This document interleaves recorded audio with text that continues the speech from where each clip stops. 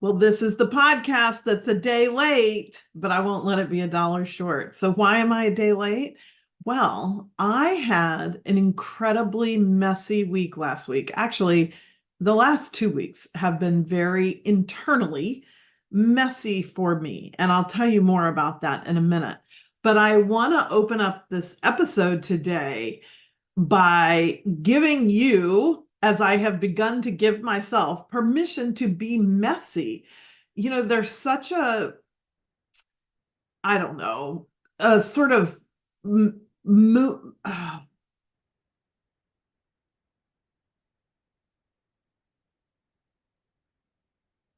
there's so much momentum for looking perfect. And I don't care whether you're scrolling social media or you're watching certain TV shows or you're really into personal growth, and maybe you have a lot of that in your social media feeds and things like that, like I do, but there's still this thing that can have an underlying current of the goal is to have some sort of perfect looking life. Now, we wouldn't say that out loud, right? But the goal is to always feel empowered and to always have self-confidence and to always have clarity and to always, be grateful for everything that comes into your life and all these things. And I mean, I love all that. Conceptually, they are really great targets to move towards, so to speak, but we don't get there. There's no getting there. You're not going to have self-confidence, you know, 24 hours a day, 365, or like this year, 366 days a year, right? We're not going to have that level of gratitude or abundance or clarity or decisiveness or like whatever it is you're going for. You're not going to always set boundaries just right. You're not going to always be able to know if it's your inner guidance or your fucking ego. Oh, I should have said at the beginning here. I imagine this is going to be an episode with a lot of F-bombs in it. So if you want to get your headphones on or protect your children's or dog's ears or something from this episode, go grab them now. But I hit this point, and like I said, it really started about 2 weeks ago, but it was really culminating last week and kind of blew up on me late last week and over the weekend, which is why I didn't do the podcast. Because the one thing I really, really want to be with all of you is authentic. I don't want to present my life as always perfect. I don't want to present myself as never having any messes, never knowing what to, not knowing what to do, never having a moment of self-doubt or anger or whatever. So I hope that I've done a fairly decent job in my Instagram feed and the things I talk about here on the podcast of letting you know my life is not perfect, not by any stretch. I have many, many wonderful things in my life. And I have certain areas of my life that just seem to come easier to me than others. And I'm sure you can relate to that. You are the same way. In that regard, while we all do our journey uniquely, we all kind of have certain things in common where we all have fucking challenges. We all have fucking baggage. We all have fucking thoughts that have been fed to us through a culture of racism and patriarchy and privilege and capitalism and whatever other isms you've got in your specific culture of your family and the things that directly influence you. So it can be family, it can be religion, it can be, geographic, the geographic culture you live in, the sort of ethnic culture that you live in. If that, if that's a good way to think of that, I guess that's a good word for it. But there's many things that impact us at a deep level and create belief systems. Our belief systems are just thoughts that have been thought over and over or been fed to us over and over. So, for instance, I had many, many, many religious thoughts that were implanted in me over and over and over when I was a little kid, long before I could really intellectually understand them. And for whatever reasons that I can't explain and don't need to figure out, I absorbed them all. Now, some people don't. And you may have areas of your life where you were fed a certain message, like maybe it was stuff against your body. You know, you were fat, your skin's too dark, your skin's too light, your eyes are too this, your nose is too that, like whatever. And you could have been fed through, again, culture, images, words that were spoken, a lot of negative things about your body. But despite that, you love your body. So sometimes we have areas, like I was raised in a family and really a religious culture, even though they wouldn't have said it this way, that shamed professional success and wealth. So if you were wealthy and successful, you were greedy, you were selfish, you were probably, stealing from others in some way or cheating somebody else or, stomping over somebody on your way up the ladder, like whatever, all those kinds of phrases. So I grew up with a lot of messages around me, some of them very overt because I had one aunt and uncle, my dad's brother, who sort of left the family system and became very successful and multi-millionaire. And oh my gosh, even as a kid, the way my family shamed them as they got more and more wealthy was very overt. So I grew up all around these super negative messages about wealth and professional success.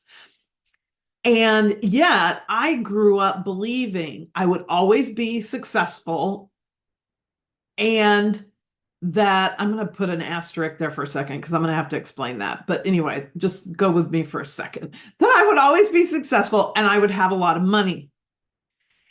Now, there was a time where I used to fantasize when I was a little girl about being a flight attendant. That was my glamorous, wealthy, professionally successful image of myself when I was a little girl. And then as I was becoming a teenager, that kind of evolved into, I always saw myself like carrying a briefcase. Like I thought about being a lawyer or something like that. But then somewhere in my high school years, my conditioning of patriarchy through the culture that I lived in here in the US and the church, the religion, the particular form of evangelical Christian religion I was raised in, super patriarchal. Not that all of them are, but where I was, but most of them are super patriarchal. And so because I was a woman, I had needed to like channel my desire for success through my husband. So then it was like, oh, so I'm going to be married to somebody and he's going to be successful. And I stopped seeing it as coming, as me creating it for myself. That happened when I was a teenager. And I didn't have an awareness of it. I can just look back now and realize that somewhere in my high school years, I gave up the briefcase because I was going to be married to somebody who was going to do that because that's the way it's supposed to be. The men are supposed to be, the breadwinners and the successful ones. But even with that fucking distortion, I still saw myself as being part of a successful, wealthy couple. Okay. So even though I had a lot of messages against that, without even making an effort, I didn't really buy into those beliefs. Okay. So you may have something like that you can relate to, a certain part of your life where you realize, oh yeah, I got fed all kinds of stories about that, or that's how my parents wanted me to be, or the church or whatever, but I never bought it. I wasn't going to do that. I wasn't going to think that way, whatever. Then other areas where you probably bought it hook, line, and sinker, as I did. And so the whole second class citizen because you're a woman thing, I bought without even realizing it. That lack of equality, like inequality was so normal to me between men and women. I didn't even question it until I was in my 30s. Yeah. Or at least early 30s before I really started to realize that part of what was wrong in my marriage was that I wasn't an equal. And so there are many ways that these things that we are sort of imprinted with when we're little can take hold of us and affect us even when we don't realize they're affecting us. And these are some of the things that make life messy. So I want to say both that having mess in your life is okay. Like there's absolutely nothing wrong with it. We are humans. I want, if nothing else, for this episode to allow you to break free from all the perfect, evolved looking lives that we see on social media and say, oh, fuck, my life doesn't look like that, and let that be okay. Just let that be okay, because we are human beings and we're never going to be perfect. And all that striving for perfection only gets us more off track. And so it is in what I've learned over the years as I've worked through this in a bunch of different areas of my life, the more I can allow the messy parts, also the more sort of evolved or transformed the parts that I love become. So like I love being able to express myself authentically. Well, that gets easier when I allow my messiness, right? So they work together, but there's no ultimate goal of I'm never going to be challenged. I'm never going to have a day where I'm not grateful. I'm never going to have a day where I'm not angry. I'm never going to have a day where I don't feel like a second-class citizen because I'm a woman. It doesn't mean we're never going to have those moments. And that's part of what makes life messy. I have been rewatching season 1 and 2 of the show The Bear, which is on Hulu, if you're streaming. And The Bear, I think it's a Hulu original program, and it's about a chef and the kitchen, which is always that their professional kitchens are classically, dysfunctional, and the dysfunctional family behind it and all of this.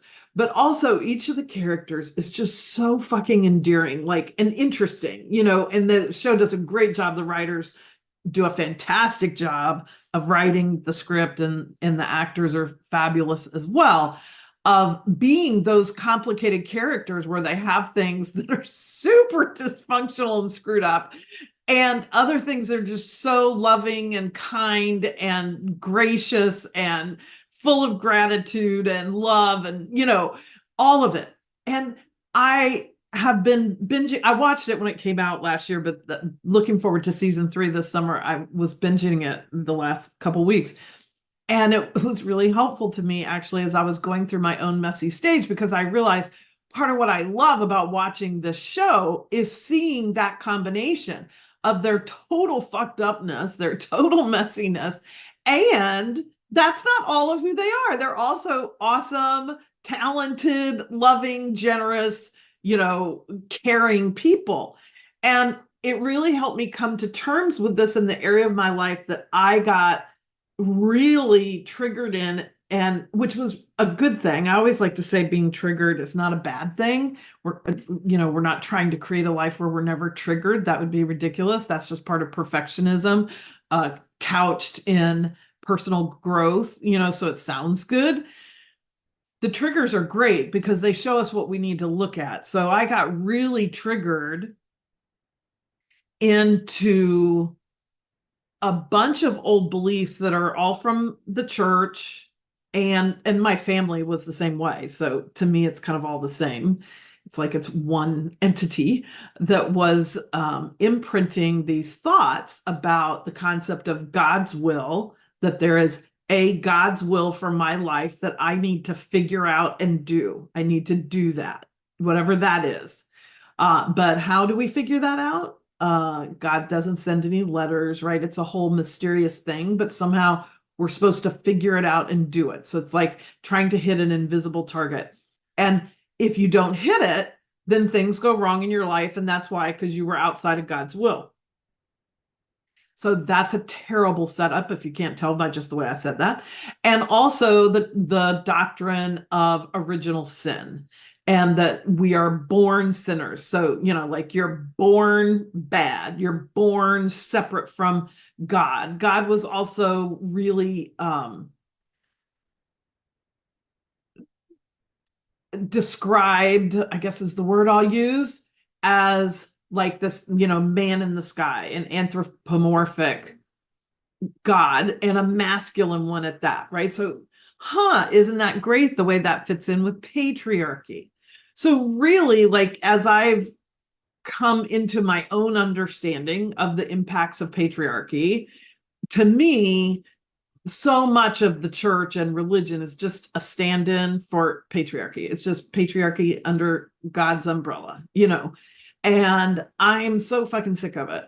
And I saw how that concept, all those concepts together, I'm if I'm not in God's will, I'm missing the mark. I'm sinning all the time. If things are challenging in my life, it's because I've done something wrong, because I'm not in God's will. Like all these things weave together. And so when I have something in my life that's really challenging without trying, right? This is the subconscious. All that stuff is in my subconscious mind.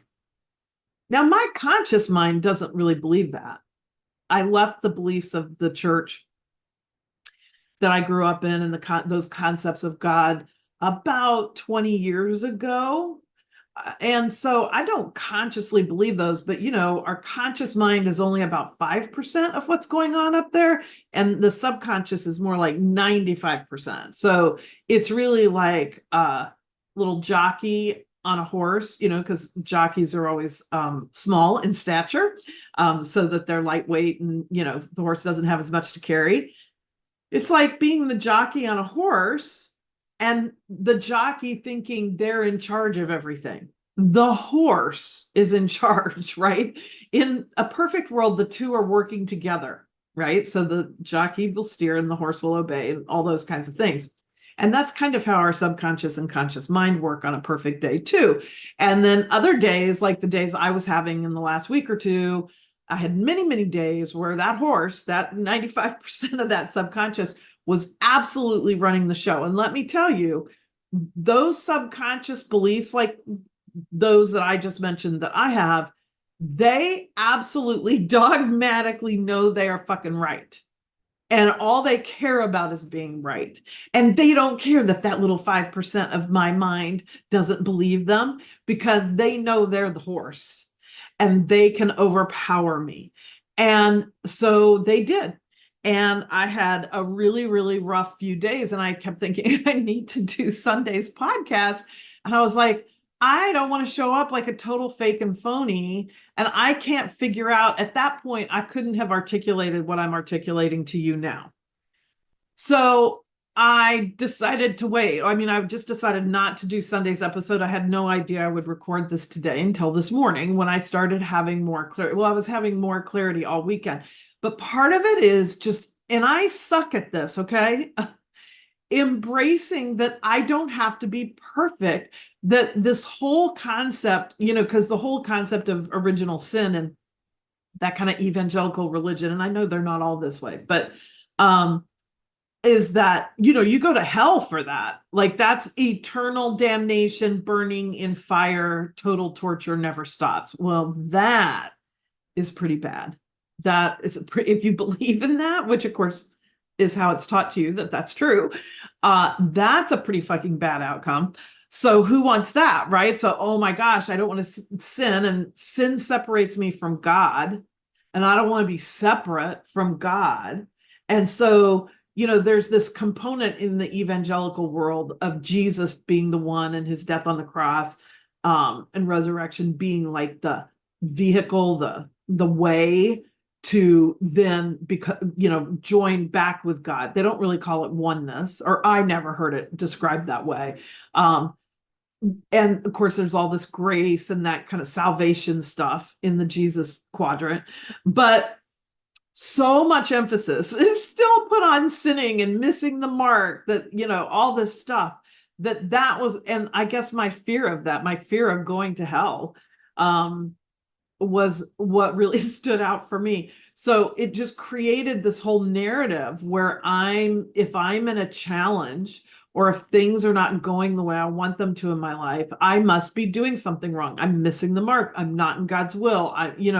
There's this secret invisible target and I'm not hitting it. And somehow I have to find out where it is and hit it, or I'm going to continue to be punished. Lots of punishment in this type of religious thinking. So I feel sure there are a whole bunch of you who can relate to what I'm saying, because it either came to you from a religious culture or maybe just super punitive parents, which my mother, my dad wasn't. My dad was too absent to be punitive.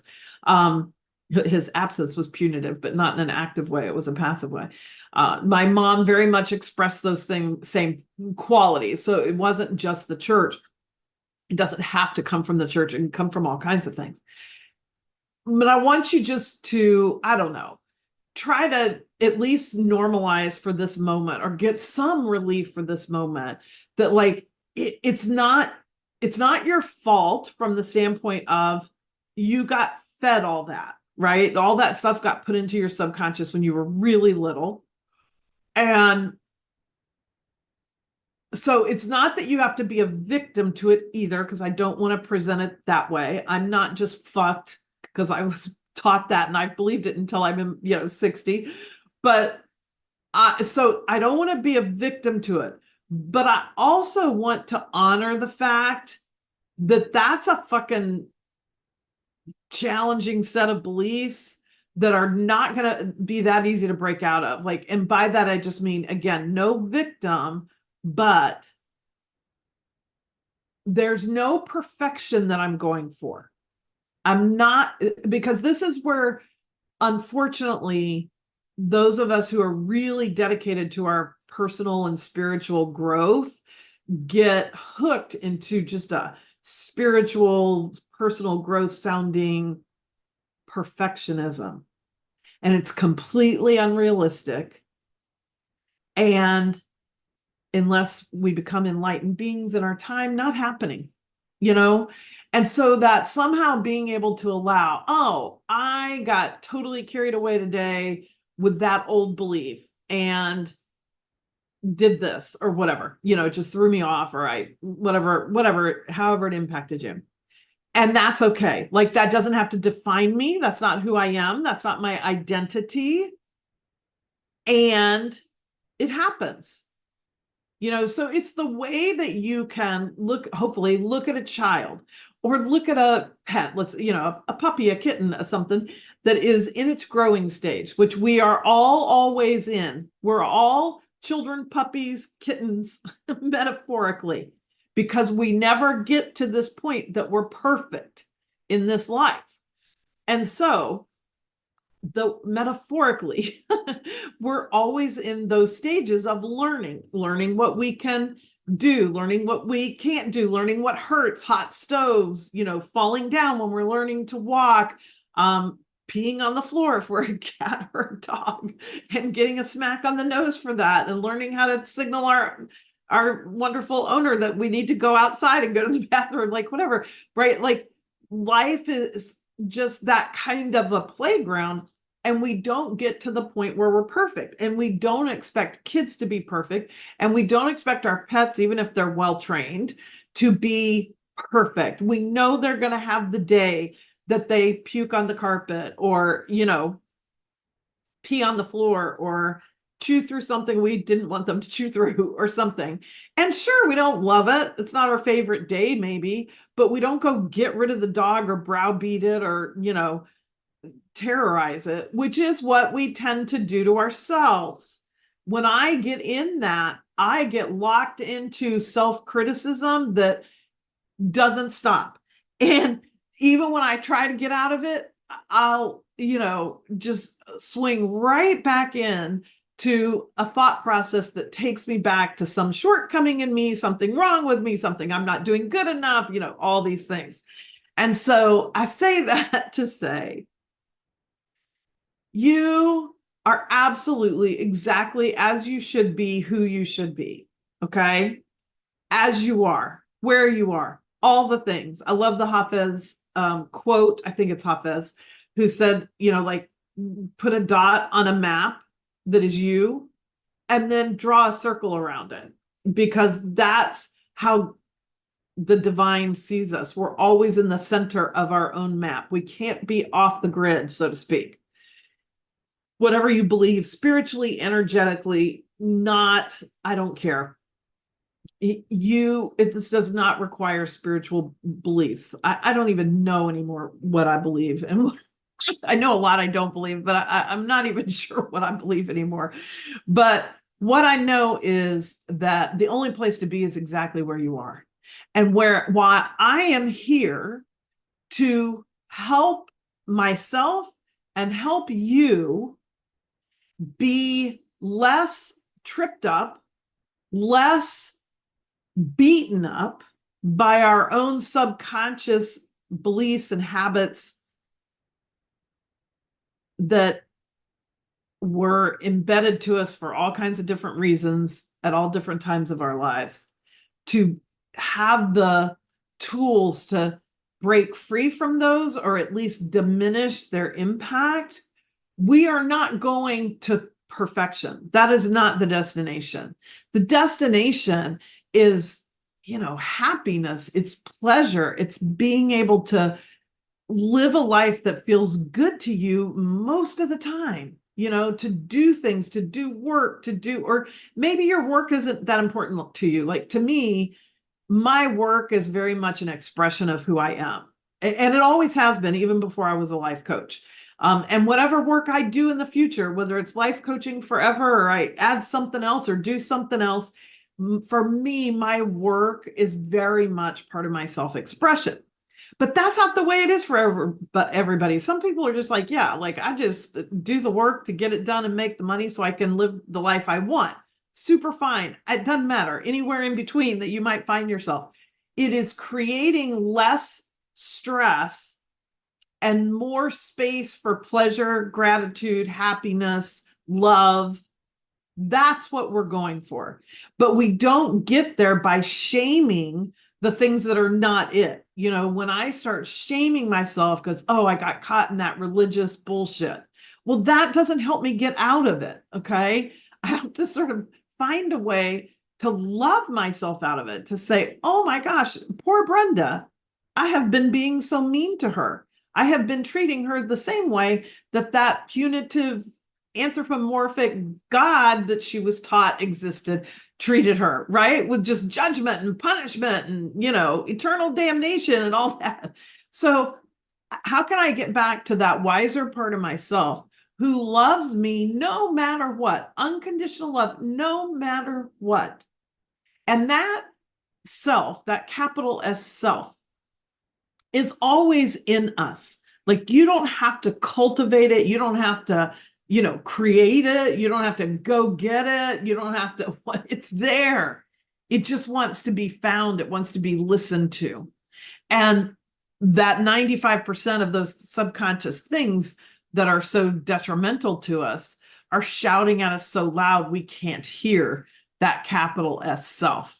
But the capital S self never sounds like criticism. It never sounds like diminishment. So as soon as we're in a cycle of diminishment and criticism, we know that is not coming from our wiser self. And so if you get nothing else out of today, remember that. Like, one, let's normalize being messy. We're not trying to be perfect. And our capital S self is there, always there, not intimidated by our messiness, and always responds to us in love. Love can include no, like, I got a very strong no this weekend for, like, stop it. Stop saying those things to myself. Stop being so mean to myself. So love will say no, but it always says it in kindness. So, I'm going to end here today.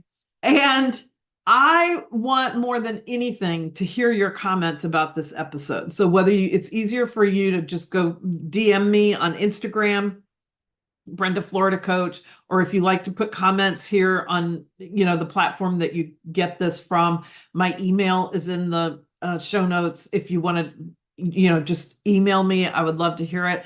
I don't care if you don't, because if you don't want your comments to be public, because if they're a little personal or vulnerable, then email me or DM me, obviously, is the most private way to communicate with me.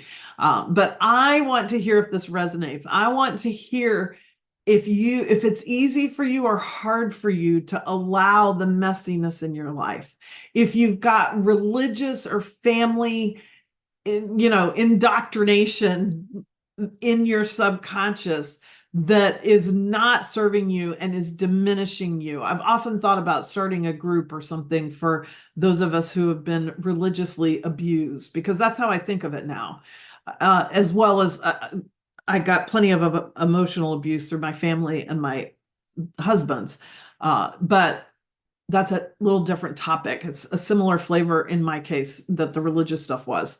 But anyway, I am here for it. I'm here for you. I'm not perfect. My life does get messy, and I work damn hard to show up with you authentically. And while I might wait to do a podcast until I can sort through my messiness a little bit, trust me, I have plenty of messy things going on in my life. And I don't want anybody to look at my social, feed or whatever and have some illusion that I am not struggling with things, that I am not frustrated by things, that I don't feel stuck in things. And, when I do use my tools and they will get me out of it. And then I go back into another one, because that's just life. The same way we don't expect a baby that's going from crawling to walking to just, get up. Usually they pull themselves up on a coffee table or something like that, right? If you haven't had any kids. And so they'll crawl, because I figured that out, grab that coffee table, pull themselves up. And then at some point, after doing that a little and just, working on standing there and what does it feel like to stand, they'll step that foot out. And then they usually fall down. And sometimes they bump their chin on the coffee table, right? And so that's life. That's the metaphor for life. We don't ever stop taking that step out and falling down, unless we just choke off life altogether. And then that's a whole different kind of, if the kid only pulled themselves up on the coffee table and stood there, after a while, that would create its own distortion, its own damage, its own limiting. So taking the step out brings up our limiting beliefs. Can I walk? Will I walk? Am I bad because I can't walk? All that. But to not do it doesn't take us to a better place. It's learning how to take the step, fall down, how to, quiet those voices of diminishment, find more voices that are cheering you on, find more people who are cheering you on, find more ways to take care of yourself so you can recover better, so the next time you fall down, it's just a little different experience. So I love you all. I'm so looking forward to hearing your comments on today's episode, and I will see you next week, and it's your turn.